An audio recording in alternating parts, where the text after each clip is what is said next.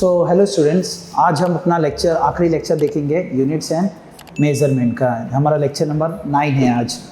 पिछले 8 लेक्चर में हमने बहुत कुछ किया है। लास्ट लेक्चर में हमने अपना एप्लीकेशन ऑफ डायमेंशन वो हमने कंटिन्यू किया था। लास्ट 3 लेक्चर से हम एप्लीकेशन ऑफ डायमेंशन कर रहे हैं, जिसमें पहला एप्लीकेशन किया हमने, दूसरा एप्लीकेशन किया और तीसरा एप्लीकेशन को हालांकि एनसीईआरटी से हटा दिया गया है, लेकिन फिर भी हम उसको एक बार देखेंगे क्योंकि बहुत सारी जगह पूछा जाता है एंट्रेंस में। तीसरा एप्लीकेशन को शॉर्ट में देखेंगे हम, और उसके बाद हम लिमिटेशन ऑफ डायमेंशन करेंगे, जो कि हम उसके बाद हमारा क्वेश्चंस लेसन खत्म होगा, कुछ क्वेश्चंस करेंगे फिर। चलिए तो हम आगे देखते हैं आज का टॉपिक। आज का टॉपिक हमारा लेक्चर नंबर 9 है, यूनिट्स एंड मेजरमेंट। और हमने अब तक क्या देख लिया, हमने एप्लीकेशन ऑफ डायमेंशनल एनालिसिस देखा है, जिसमें हमने पहला 2 एप्लीकेशन देख लिया है। पहला एप्लीकेशन था आपका कि एलएचएस और आरएचएस इक्वल करना है था, आपको देखना था कि लेफ्ट हैंड साइड में जो फॉर्मूला जैसे F = ma है, तो फोर्स का जो डायमेंशन है वो इक्वल होना चाहिए राइट हैंड साइड जो ma के बराबर। तो वो हमने देखा था प्रिंसिपल ऑफ होमोजेनिटी की मदद से। फिर हमें सेकंड एप्लीकेशन क्या फॉर्मूला डिराइव करना था। सेकंड एप्लीकेशन में फॉर्मूला डिराइव करना था, वो हमने देखा था कि कैसे फॉर्मूला डिराइव हुआ, कैसे फॉर्मूला बनता है, कौन सा फॉर्मूला पॉसिबल है, कौन सा नहीं है, ये हमने देखा था। और आज जो आखिरी आएगा एक सिस्टम ऑफ यूनिट्स को दूसरे में कन्वर्ट करना है। हालांकि एनसीईआरटी से नहीं है, फिर भी हम इसको ट्राई करेंगे, एक आध 2 एग्जाम्पल ट्राई करेंगे, एक एग्जाम्पल करने की ट्राई करेंगे। फिर हम आखिरी टॉपिक जो है लिमिटेशन ऑफ डायमेंशन वो करेंगे। तो तीसरा हम देखते हैं, हमने बहुत सारे देख लिए हैं, आप पिछला वीडियो देखिए, उसमें आपको पूरा डिटेल में आपको मिल जाएगा। तो चलिए हम देखिए थर्ड एप्लीकेशन देख लेते हैं। देखिए तीसरा एप्लीकेशन देखिए। अब तीसरा एप्लीकेशन में देखिए समझिए, तीसरा एप्लीकेशन आपको क्या करना है, एक सिस्टम ऑफ यूनिट्स को दूसरे में कन्वर्ट करना है। हमको पता है 1 kg, अगर आप देखोगे तो 1 kg आपको पता है कितना होता है 1000 ग्राम। ये आपको सभी को पता है 1 kg = 1000 ग्राम होता है। अच्छा, ये दिख रहा है, ये आपको नंबर, ये एक नंबर है, ये एक नंबर है आपके पास दिख रहा है। इस नंबर को मैं बोल देता हूँ N1। ये दिख रहा है, ये आपके पास एक नंबर है। चलिए ये एक नंबर है, ये आप एक यूनिट है, kg यूनिट होता है। ये भी एक नंबर है और ये भी एक यूनिट है। अच्छा, ये आपको दिख रहा है। नंबर यहाँ पे दिख सकता है। हमने पहले भी किया था कि जो नंबर होता है वो इन्वर्सली प्रोपोर्शनल होता है यूनिट के। जैसे कि ध्यान से देखोगे आप, तो यहाँ से देखोगे आप कि जो नंबर यहाँ पे देखिए, नंबर यहाँ पे छोटा है। पहले केस में सिनेरियो में देखो एलएचएस में नंबर जो है स्मॉल है, तो यूनिट क्या है, kg बड़ा यूनिट होता है। इस केस में देखिएगा नंबर बड़ा है 1000 और ग्राम छोटा यूनिट होता है कंपेयर टू kg, तो यूनिट छोटा है। तो अगर नंबर कहीं छोटा रहेगा समझ जाना उसका यूनिट बड़ा रहेगा, और यूनिट छोटा समझ जाना नंबर बड़ा रहेगा। ये इन्वर्सली प्रोपोर्शन का रेशियो होता है। और दोनों का प्रोपोर्शनल निकालोगे n × u जो हमेशा कांस्टेंट होता है, यानी कि आप लिख सकते हो N1 U1 = N2 U2। अब ये आपको थोड़ा सा ध्यान में रखना है। इसी बेस पे हम अपना तीसरा एप्लीकेशन करेंगे। जैसे 1 kg मैंने लिखा 1000 ग्राम, या आप 1 मीटर लिखे, किसी के लिए भी कर सकते हो, कोई भी रेफरेंस के लिए। एक यूनिट को कन्वर्ट करना है दूसरे यूनिट में। जो kg होता है, हम आपको बताया कि मास का SI यूनिट होता है kg, और CGS यूनिट होता है, ग्राम होता है CGS, सेंटीमीटर ग्राम सेकेंड। तो ये SI यूनिट से आपने CGS यूनिट में कन्वर्ट किया। ओके, तो ये चीज होता है, यहाँ पे याद रखना N1 U1 = N2 U2। किसी भी 2 पॉइंट के लिए कांस्टेंट होता है, दोनों का मिलाओगे तो हर पॉइंट, क्योंकि यहाँ नंबर बड़ा रहेगा तो यूनिट छोटा हो जाएगा, यूनिट नंबर बड़ा रहेगा तो यूनिट छोटा, नंबर छोटा तो यूनिट बड़ा। आपस में एक दूसरे को बैलेंस कर लेते हैं और दोनों साइड हमेशा इक्वल होता है। जैसे एग्जांपल हम समझते हैं, एक एग्जांपल कि 1 kg, चलिए आपको पता होना चाहिए 1 न्यूटन, जो क्वेश्चन है चलिए पूछा जाएगा 1 न्यूटन =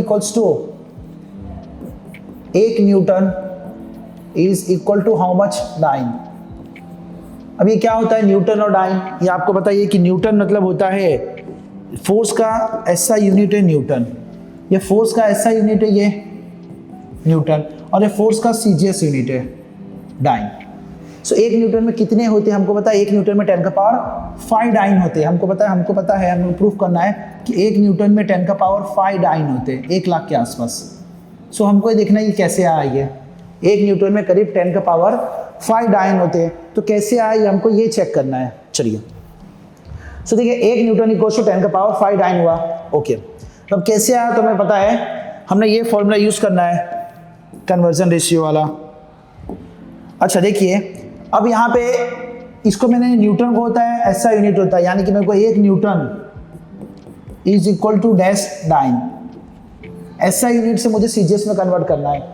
बेसिक तो आपको पता ही है कि मीटर, 1 मीटर में कितने सेंटीमीटर, 1 किलोमीटर में कितने मीटर, 1 केजी में कितने ग्राम, ये बेसिक आपको पता है, स्टैंडर्ड है, आपको पता है। लेकिन ये 1 डाइन में 1 न्यूटन में कितने डाइन, 1 जूल में कितने अर्ज या 1 अर्ज में कितने जूल होते हैं, समथिंग ये आपको, या 1 कैलोरी बेसिकली। तो एक दूसरे से कन्वर्जन जो आप पढ़ोगे वो इसके बारे में बताएगा। अब यहाँ पे देखिए 1 न्यूटन क्या होता है, तो न्यूटन को न्यूटन मतलब आपको क्या पता ही है, न्यूटन को क्या लिखते हैं आपको याद करो, F इक्वल टू फॉर्मूला था F equal to ma, m मतलब होता है मास, kg यूनिट होता है, एक्सेलरेशन होता है मीटर पर सेकंड स्क्वायर। सो याद रखना न्यूटन का जो न्यूटन, इसी को हम न्यूटन कहते हैं, इसी को हम न्यूटन कहते हैं। सो 1 न्यूटन होता है 1 kg मीटर पर सेकंड, जो इसको ही न्यूटन कहते हैं। सो 1 न्यूटन क्या आया, 1 न्यूटन को लिख सकता हूँ 1 kg मीटर पर second square is equals to dash dyne. अब डाइन क्या है, सीजीएस है, तो केजी का ग्राम होता है सीजीएस, मीटर का सेंटीमीटर, और सेकंड का सीजीएस सेकंड ही होता है। तो ये भी मैं लिख सकता हूँ।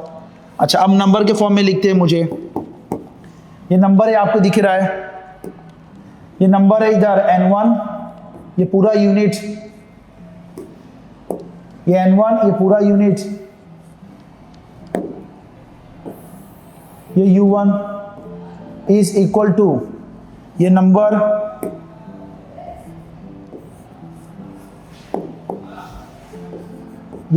n2 मुझे पता नहीं फाइंड करना है, और ये यूनिट u2, ये पूरा यूनिट u2। तो मुझे ये n1 दिया है 1, यहाँ पे दिख रहा है आपको, यहाँ पे दिया है n1 1 दिया है, यहाँ पे आपको दिख रहा है n1 का वैल्यू 1 है, u1 का वैल्यू kg मीटर पर सेकंड स्क्वायर है, n2 मुझे फाइंड करना है और u2 मुझे दिया है। सो अब यहाँ पर रिलेशन आपको बताइए kg है, सो यहाँ पे 1 kg इक्वल्स टू कितना ग्राम होता है, 1000 ग्राम। 1 मीटर कितना होता है, 100 सेंटीमीटर, और 1 सेकेंड तो 1 सेकेंड के बराबर ही रहेगा। तो बस ये तीनों वैल्यू इसमें डाल दीजिए, क्या हो जाएगा इक्वेशन। सो 1 इंटू के जी, 1 kg में ग्राम में लिखूंगा, 1 kg इक्वल्स टू 1000 ग्राम। चलिए मैं यहाँ पे इसको कन्वर्ट कर ली तो भी चलेगा, या डायरेक्ट कर लो, 1 kg equals to 1000 gram. 1 meter equals to कितना होता है, 100 सेंटीमीटर, और 1 सेकेंड तो 1 ही सेकेंड हुआ। सो कितना आ जाएगा approx 10,000, sorry 1 kg equals to 1000 gram होता है, 1 kg equals to 1000 gram into 100, और 1 ग्राम सेंटीमीटर पर सेकेंड। सो क्या हो गया, 10 का पावर 5 ग्राम सेंटीमीटर पर सेकेंड, जो कि इसके बराबर हो गया। सो यहाँ से आप देख सकते हो, यहाँ से आप n2 निकाल दिए, या डायरेक्ट निकालो, ये आपको नहीं आ रहा तो आप ऐसा निकालो, n2 equals to n1 u1 upon u2, ऐसा करके भी निकाल सकते हो आप, ऐसे करके भी आप निकाल सकते हो। तो सिंपली देख सकते हो यहाँ पे कन्वर्जन आगे डायरेक्ट निकाला मैंने। इस स्टेप के बाद आप चाहे तो एक बड़ा सा स्टेप होता है वो फॉलो कर सकते हो, या डायरेक्ट स्टेप फॉलो कर सकते हो। हालांकि एनसीईआरटी में नहीं है आपके पास, यानी कि न्यूमेरिकल्स के लिए तो आप डायरेक्ट कर सकते हो। देखो 1 kg में कितना होता है, 1000 ग्राम, 1 मीटर में 100 सेंटीमीटर। तो मैंने बस इसका वैल्यू पुट अप किया, मेरे को मिल गया 10 का पावर 5 ग्राम सेंटीमीटर पर सेकेंड। ग्राम सेंटीमीटर पर सेकेंड को तो हम डाइन बोलते हैं, यानी कि इक्वल टू 10 का पावर 5 डाइन। सो ये हमारा एग्जाम्पल हो गया। और भी एग्जाम्पल आप कर सकते हो। हमने क्या किया, एक ऐसा यूनिट है और सीजीएस यूनिट है, 1 न्यूटन डैश डाइन, या n1 u1 equals to n2 u2, वहाँ से आप डायरेक्ट निकाल सकते हो n2 equals to n1 u1 upon u2, ये डायरेक्ट करके आप निकाल सकते हो। ये एक तरीका होता है एप्लीकेशन नंबर 3 करने का। अब हम आगे देखते हैं लास्ट चीज़, जो डायमेंशन के जो प्रॉब्लम आए कि डायमेंशन में क्या क्या दिक्कत आए, लिमिटेशंस क्या है, वो हमें देखने वाले, हम वो देखते हैं कि लिमिटेशन क्या है, डायमेंशन में क्या खामियां आई, कब डायमेंशन, क्योंकि नंबर में क्या दिक्कत है, वो सब तो देखते हैं। चलो ये हो गया, पॉज कर लीजिए वीडियो और उसके बाद देख लीजिए। चलिए आगे देखते हैं, 1 2 चलो। अब देखिए limitations of dimension, last topic जो है लिमिटेशन ऑफ डायमेंशन में क्या क्या खामियां रहेगी डायमेंशन में। पहला है कि जो डायमेंशंस होते हैं, ठीक है, dimension is constant can not be determined by this method. जो नंबर है उसके जैसे मान लीजिए डायमेंशन इज कांस्टेंट, जैसे मान लूंगा मैं लिखूंगा f equals to ma, okay. इसका डायमेंशन चेक करते सही, f का डायमेंशन है, LHS का डायमेंशन कितना होता है, m1 l1 t -2, ये आया। देखते हैं RHS का डायमेंशन, m कितना होता है, मास का m, एक्सेलरेशन का LT-2, तो इसका भी हो गया m1 L1 T-2, यानी कि LHS इक्वल टू RHS आया, हेंस इक्वेशन इज करेक्ट। लेकिन अगर मैं यहाँ पे लिखता F इक्वल टू 2ma तो भी आंसर सही आता, क्यों? क्योंकि 2 का तो कोई डायमेंशन ही नहीं होता है। F इक्वल टू 3ma लिखूंगा तो भी सही आएगा, F इक्वल टू 5ma लिखूंगा तो भी सही आएगा।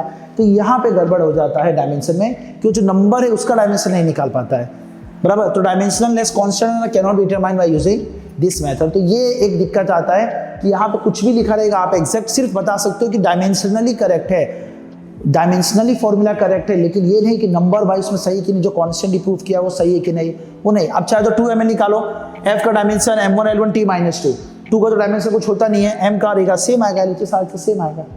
तो ये इसमें दिक्कत आ रही है, आपको पता है फॉर्मूला सही नहीं है, f इक्वल टू ma होना चाहिए, f इक्वल टू 2ma नहीं। तो उसके बाद देखिए अगला, this method is not applicable to trigonometry, log function, exponential function, because these functions are dimensionless in nature। और कहीं पे sin थीटा लिखा है कि sin थीटा का डायमेंशन क्या है, तो कुछ नहीं, dimensionless, m0 L0 T0। Trigonometry का dimension, log function, exponential function, ये सब का कोई डायमेंशन नहीं होता है, ये सब डायमेंशन होता है। एंगल है, एंगल का अगर फॉर्मूला देखा जाए, एंगल क्या होता है, एंगल का थीटा होता है आर्क लेंथ। एंगल आपने पढ़ा था एंगल कि A से B तक जा रहे हो, ये थीटा, ये आर्क लेंथ S मान लिया, ये रेडियस। सो आर्क लेंथ थीटा होता है S अपॉन R। S क्या होता है, मीटर, S लेंथ है तो इसका डायमेंशन लेंथ, मीटर का dimension length, length length cancel, यानी कि डायमेंशनलेस। सो ये सिर्फ होता है डायमेंशनलेस। तो जो भी ट्रिग्नोमेट्री दिया रहेगा उसको इग्नोर करना है, जो भी ट्रिग्नोमेट्री फंक्शन उसका डायमेंशन नहीं निकालना, उसको एज अ कांस्टेंट मान के चल जाना आगे। तो ये चीज़ आपको किया जाता है। तीसरा क्या है, it does not give any information weather a physical quantity scalar और वेक्टर। और मैं किसी का डायमेंशन लिखा हूँ, मान लीजिए LT-1, अगर मैं किसी का डायमेंशन लिखा हूँ, मान लीजिए LT-1, तो कौन सा क्वांटिटी है बताइए। अब बोलो सर वेलोसिटी है, ठीक है, वेलोसिटी है LT-1। ये स्पीड भी तो हो सकता है, LT-1 का speed distance upon time, distance का L, टाइम का T, LT-1 हो गया, ऊपर आएगा तो स्पीड का फॉर्मूला होता है डिस्टेंस अपॉन टाइम, डिस्टेंस का L हो गया, टाइम का नीचे T, ऊपर आएगा तो LT-1। तो ये नहीं बता रहा कि भाई बस, अब बोलोगे सर वेक्टर नहीं, ये स्पीड तो स्केलर है, तो ये नहीं बता पाएगा कि दो चीज़ का, क्योंकि बहुत सारे फिजिकल क्वांटिटी के सेम डायमेंशंस होते हैं, बहुत सारे फिजिकल क्वांटिटी के सेम डायमेंशंस होते हैं, बराबर। तो ये आप नहीं बता सकते कि ये डायमेंशन देख के आप नहीं बोल सकते कि ये स्केलर है कि वेक्टर, क्योंकि आप बोलोगे LT-1 एक स्केलर है तो वेलोसिटी भी तो सेम है, वेलोसिटी क्या स्केलर नहीं, वेलोसिटी वेक्टर है। आप बोल सकते हो सर वेक्टर नहीं, स्केलर भी हो सकता है। तो सिर्फ एक डायमेंशन देख के आप बोल नहीं सकते हो, सिर्फ डायमेंशन देख के आप बता नहीं सकते हो कि ये स्केलर क्वांटिटी है या वेक्टर क्वांटिटी है। तो ये इसका खामियां है। सो 3 खामियां आपको, आई होप सो आइडिया आ गया 3 खामियां। अब देखते हैं नेक्स्ट क्या है। सो पहला देखा डायमेंशनल कांस्टेंट हम डिटरमाइन नहीं कर सकते, ये ट्रिग्नोमेट्री के लिए एप्लीकेबल नहीं है, एक्सपोनेंशियल के लिए एप्लीकेबल नहीं है, और ये फिजिकल क्वांटिटी स्केलर है कि वेक्टर, इसके बारे में ये नहीं बताता है। अच्छा आगे देखिए, जो चौथा देखिए, in the case of physical quantity which depends upon more than 3 variable this method will be difficult to obtain. अब जिसमें 3 से ज़्यादा वेरिएबल है, जैसे मान लें आपने m⁻x, l⁻y या कोई 4-5 वेरिएबल दिया है, मोर देन 3 वेरिएबल, तो उसको डिफिकल्ट होता है। जैसे मान लूँगा फोर्स डिपेंड है मास पे, फोर्स डिपेंड है मान लीजिए एक्सेलरेशन पे, फोर्स डिपेंड है मान लीजिए लेंथ पे, फोर्स डिपेंड है मान लीजिए किसी और फैक्टर ले लीजिए, रेडियस ले लिए, कोई भी डिपेंड रेडियस पे, तो ये 4 का फिर इक्वेशन निकालना बड़ा मुश्किल हो जाएगा, इसका फॉर्मूला बनाना बड़ा मुश्किल हो जाएगा। सो 3 से ज़्यादा फिजिकल क्वांटिटी रहेंगे ना, उसका फिर आपको दूसरा एप्लीकेशन लगाना बड़ा मुश्किल हो जाएगा कि फॉर्मूला बनाना मुश्किल है। चौथा पाँचवा देखिए, concept of proportionality can not be determined by this method.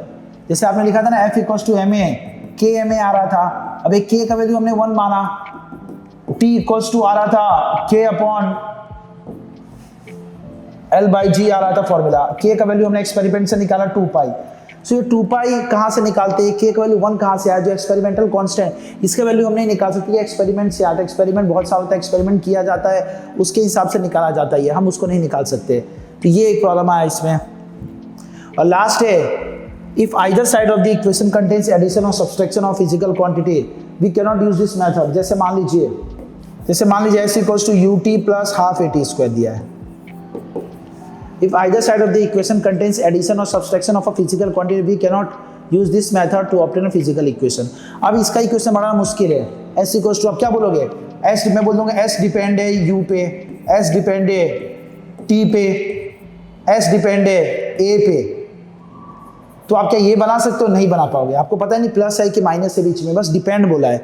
आप बोलोगे S डिपेंड है U raise to X, X depend है T, S डिपेंड है A. आप बोलोगे तो बनाओगे S U कुछ बना दोगे आप, लेकिन ऐसा नहीं बना पाओगे. ये इक्वेशन नहीं बना पाओगे, इसमें बीच में एडिशन कंटेन है, एडिशन है बीच में या सब्सट्रैक्शन है, तो आप फॉर्मूला ऐसा नहीं बना सकते हो. एक सिंपल एक ही वर्ड जैसे F equals to M A रहा, F equals to mv square by R, direct है, बीच एडिशन सब्सट्रैक्शन नहीं है ना, तो आप बना सकते हो फॉर्मूला. लेकिन अगर बीच में कोई एडिशन आ गया, सब्सट्रैक्शन आ गया, तब ये फॉर्मूला बनाना बड़ा ही मुश्किल है. तो ये चीज़ आपका डायमेंशन था, कुछ 5 डायमेंशंस. सो यहाँ तक हमने 6 डायमेंशंस देखे कि कांस्टेंट नहीं डिटरमाइन किया जाता है, नंबर एक्सपोनेंशियल ट्रिग्नोमेट्री के लिए यूजफुल नहीं है, हमें बताता नहीं है कि फिजिकल क्वांटिटी वेक्टर है कि स्केलर है, ये 2-3 से ज़्यादा रहेगा कोई भी वेरिएबल्स, तो उसके निकालना बहुत मुश्किल है. फोर्स का डिराइव करना है, कोई डिराइव करना बहुत मुश्किल है. चौथा, हमें सिर्फ के का वैल्यू जो होता है वो एक्सपेरिमेंट से निकाला जाता है, डायमेंशन से आप नहीं निकाल सकते हो. और लास्ट में अगर दोनों साइड इक्वेशंस के कहीं एडिशन हो या सब्सट्रैक्शन अगर हो, 2-3 टर्म हो, तो उसको निकालना बड़ा ही मुश्किल होता है. आप वो चेक कर सकते हो डायमेंशनली सही कि गलत, लेकिन फॉर्मूला डिराइव नहीं कर सकते हो, बड़ा दिक्कत होगा. तो ये आपके पास कुछ 6 थे. एग्जाम में 2 मार्क्स का, तो आप 4 लिख सकते हो. एग्जाम में आपको मैक्सिमम 2 मार्क्स का पूछा जाएगा, 1 मार्क्स या 2 मार्क्स का पूछा जाएगा, तो आप 4 पॉइंट लिख सकते हो. तो चलिए यहाँ पे हमारा खत्म हुआ lesson. So I hope so आपको 9 या 10 लेक्चर जो भी हमारा हुआ ये समझ में थोड़ा बहुत आया होगा. नहीं आया तो इसको बार बार देखिए. होप सो नेक्स्ट टाइम हम कोशिश करेंगे नया लेसन चालू करने का, या हम देखते टाइम में तो हम इस वक्त बहुत सारे सम्स करेंगे. तब तक के लिए देखते रहिए. Thank you.